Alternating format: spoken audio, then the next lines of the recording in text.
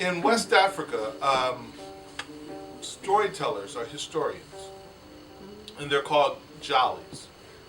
The French term is griot. And different tribes have different names, but one of the instruments most known or used among West African storyteller, jolly, is the kora. There are actually three instruments that are very prominent. The kora is the foremost. The next is an instrument called the ngoni. It is actually the precursor to the banjo. When the captives were brought over to the Americas to try to recreate some of their instruments with what they had, the banjo was created. So it was kind of similar to this instrument as well as to the ngoni, which is a little small lute. Then the other one is called a balafon. The balafon is like a xylophone, but it's made of wood. And the resonators at the bottom are little tiny gourds. And so those are a couple. I like to tell a story. This one is a little different. This is actually an actual story, a historical piece. It is, for lack of a title at this point, we'll call it A Prince Among Slaves. And I have been studying this particular person because of some relationships. He lived in Natchez, Mississippi. And as I was preparing to go to Natchez, I was looking for some local or regional stories. Although I didn't tell the story while I was in Natchez, I like to share a little bit with you. There was a man. His name was Abdul Rahman Ibrahim. He was on a boat traveling from America to West Africa. And as he was journeying and as he was traveling, he began to remember, to reminisce on his life. See, he was a man of means. His father was the king of Jadafalon, which was a huge kingdom that covered much of what we know today as Guinea. And he had grown up as the son of a prince. And he grew up and had studied in the great libraries and schools of Timbuktu and Mali. As a young man, he became a leader of one of his father's armies. And often they would fight fiercely to protect and to conquer their kingdoms.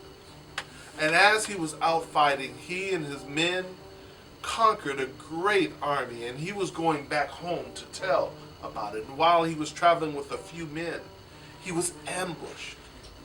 He was ambushed by a few men who caught them off guard and captured them. And before you know it, he was in chains and being sold to traders.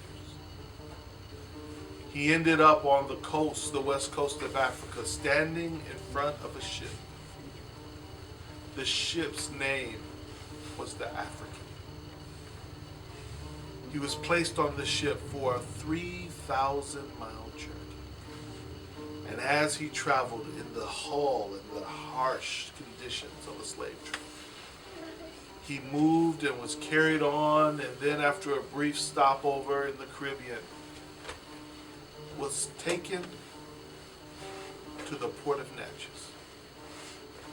There, a man, a farmer who was looking to grow land and to do something, needed some servants to work for him. And so he looked out and he saw this strong, stately man with long, what they called braids, but were locks.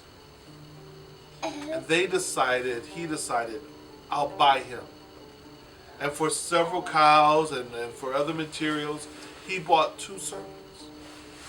And that servant was Abdul Rahman and one of his loyal soldiers.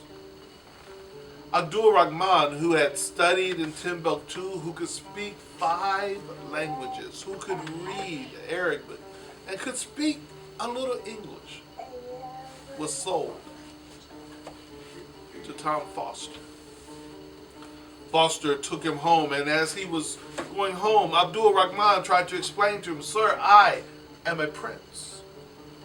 My father would gladly pay you 3 times what you paid for me." Well, he looked at the African, and he thought he was foolish.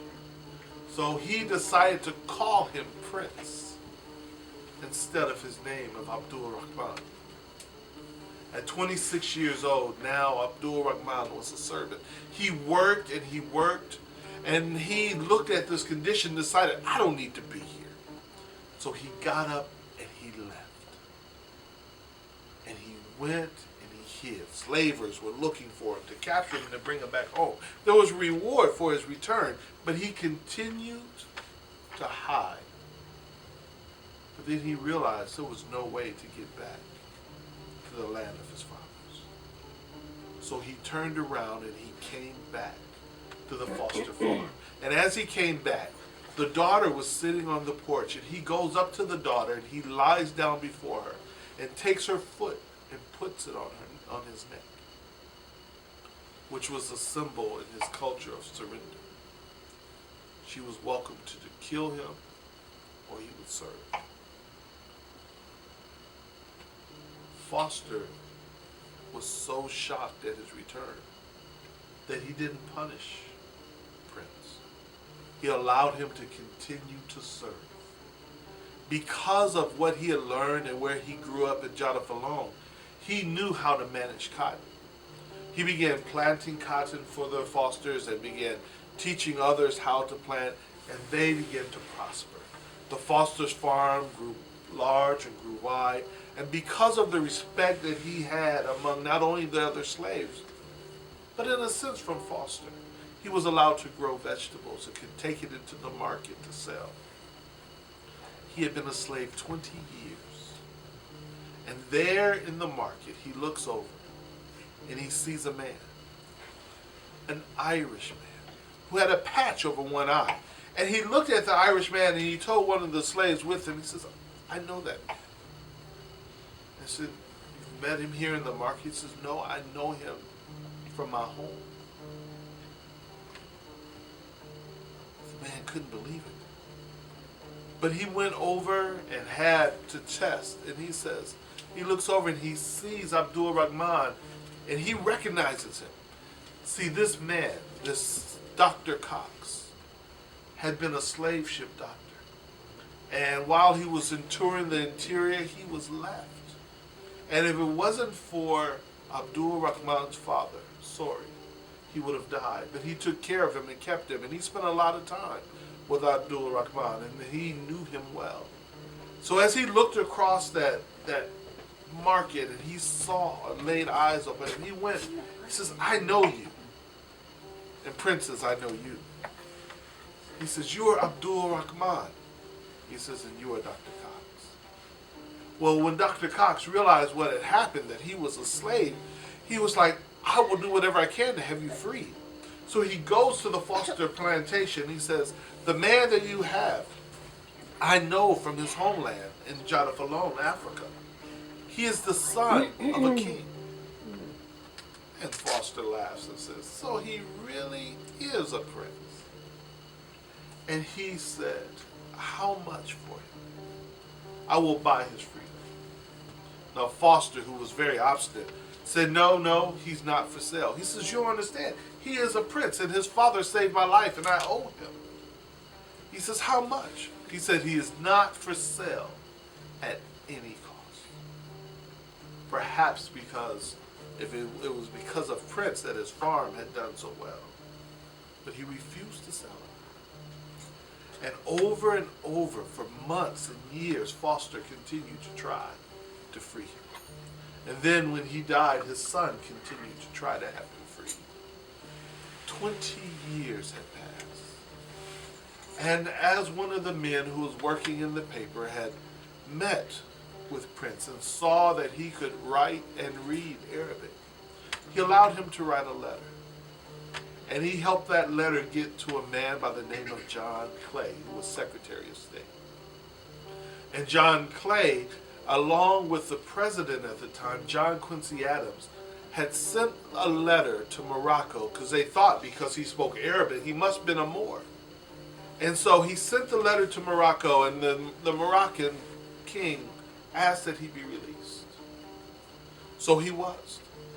John Quincy Adams asked Foster to release him. And now that the man had served him for 40 years, and he was old, he was 76. It was like, 66. He says, I'll let him go under one condition, that he not be allowed to enjoy his freedom here in the Americas. Well, Prince had children. He had married a beautiful slave woman by the name of Isabella. And he couldn't go home without his wife. And not without his children. And so he began trying to raise money. And he traveled and traveled and traveled, trying to raise money for their release. But guess what? No one seemed to really care. Slowly they began to collect some money, but not enough to retrieve and buy the freedom for his wife and all of his children. But after a while, they were able to get enough for about half. And once the president found out that he wasn't from Morocco, that he was from a kingdom called Jadafalon, he was no longer interested in really helping a whole lot at all. He had promised his freedom and to send him back, and that's what he did. So he and his wife were put on a ship, and they traveled.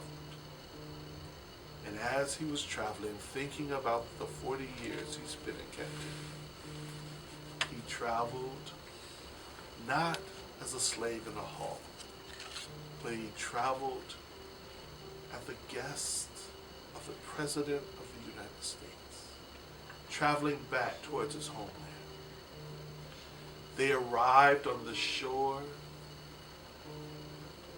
of Liberia. And as he was planning to go back to his homeland, he became ill. The ride, the long journey had weakened him very badly. And 4 months after he had returned to the African shores, Abdul Rahman Ibrahim died. He died again, a free man, on African shore. But never did he make it home to see his family and to see his people. See, there are things that we must always understand. He knew who he was when he was born. And though the conditions were harsh, he never forgot that he was a prince. He never forgot the homeland that he came. He never forgot the education he received at one of the premier universities of Timbuktu. And because of this man's faithfulness, we are reminded of the prince among slaves. And that is my story. Very good.